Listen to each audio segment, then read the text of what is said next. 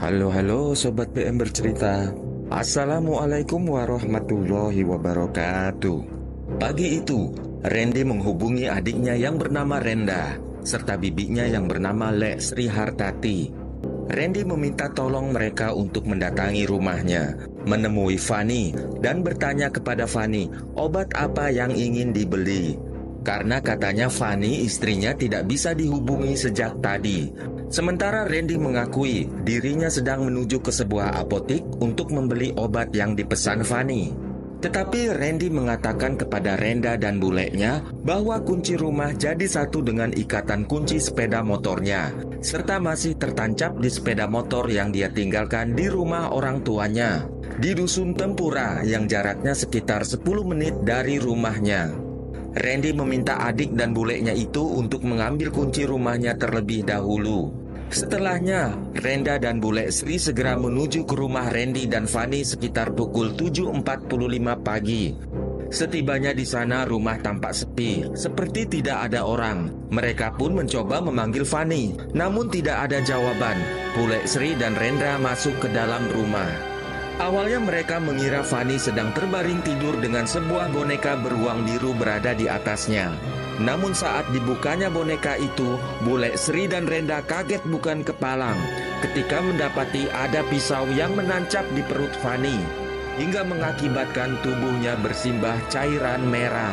Sontak, Bulek Sri dan Renda langsung berteriak histeris meminta tolong, yang teriakan mereka itu didengar oleh tetangga sekitar. Para tetangga pun segera berlari menuju ke rumah Randy dan Fani untuk melihat apa yang terjadi. Melihat kondisi Fani yang telah tiada dengan kondisi memprihatinkan, seorang warga langsung memberitahu Randy tentang kondisi istrinya.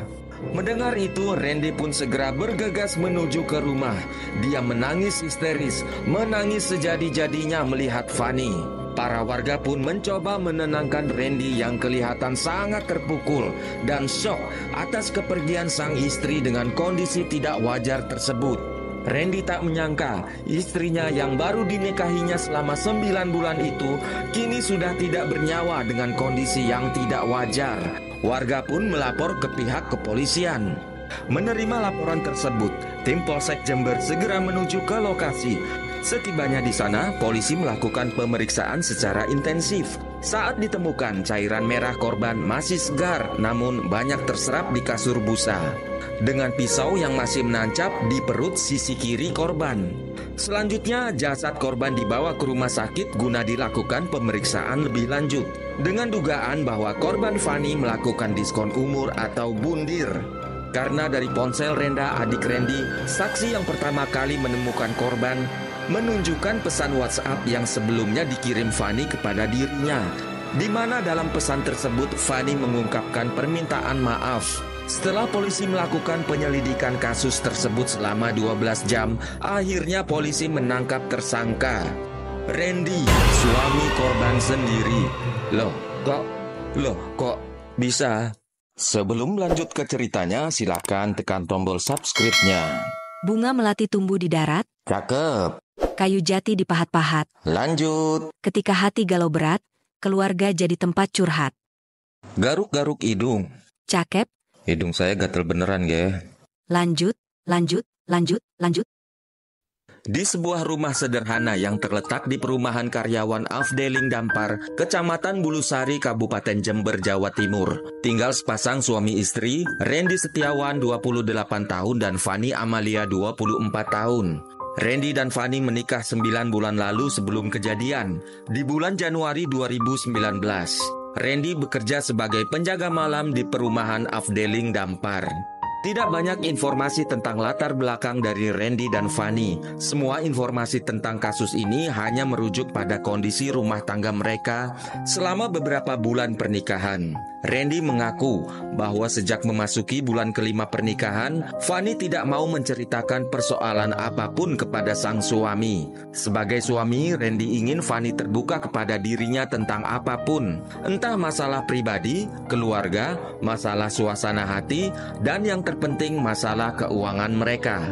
Salah satu contoh ketidakterbukaan Fanny yaitu ketika Randy menanyakan uang gaji bulanan yang dia berikan. Fanny menjawab uang tersebut sudah habis, tetapi tidak dijelaskan kemana habisnya uang itu atau dipakai buat apa saja.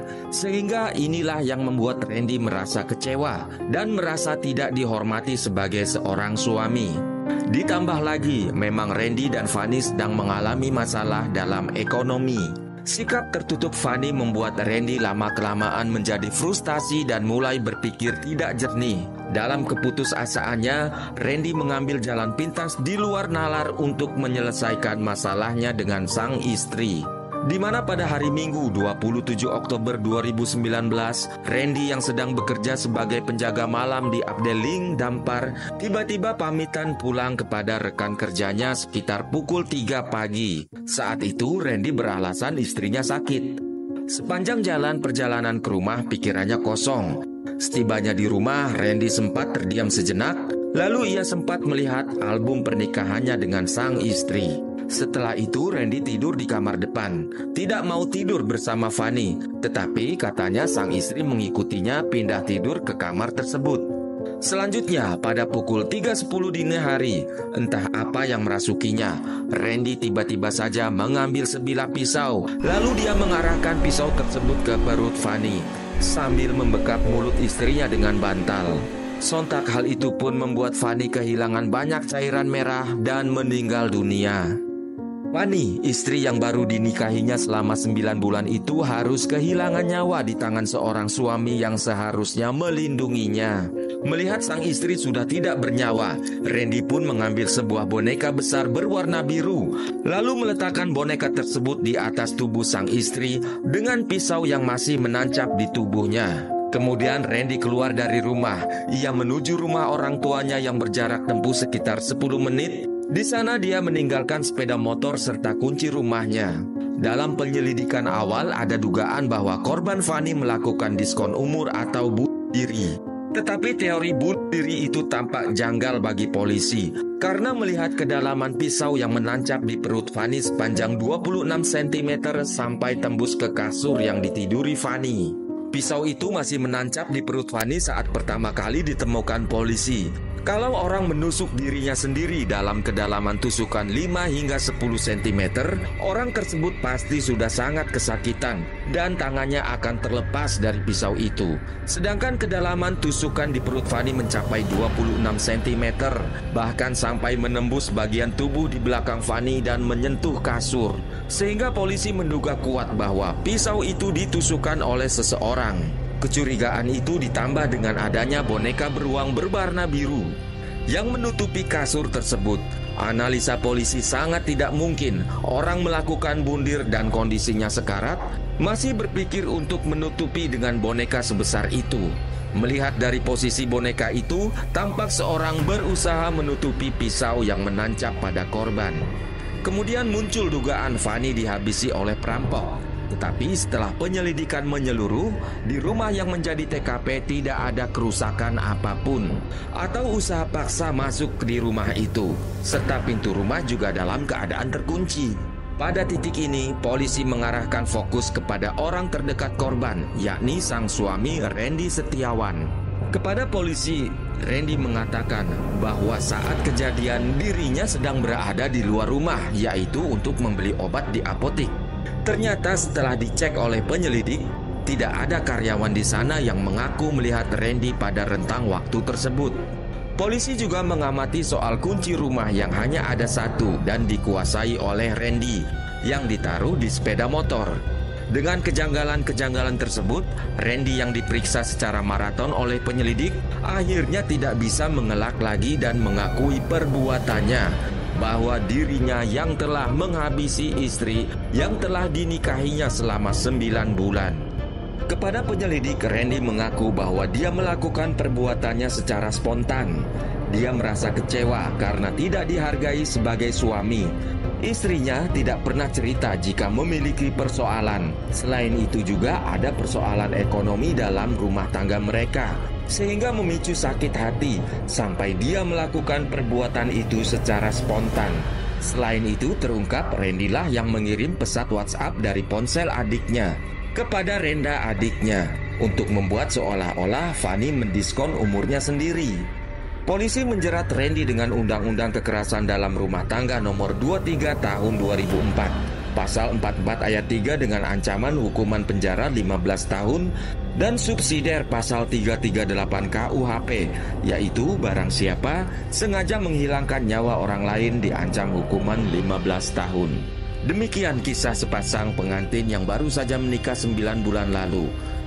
Sobat BM bercerita, keterbukaan antara suami istri sangatlah penting agar hubungan dalam keluarga terjalin dengan baik dan harmonis.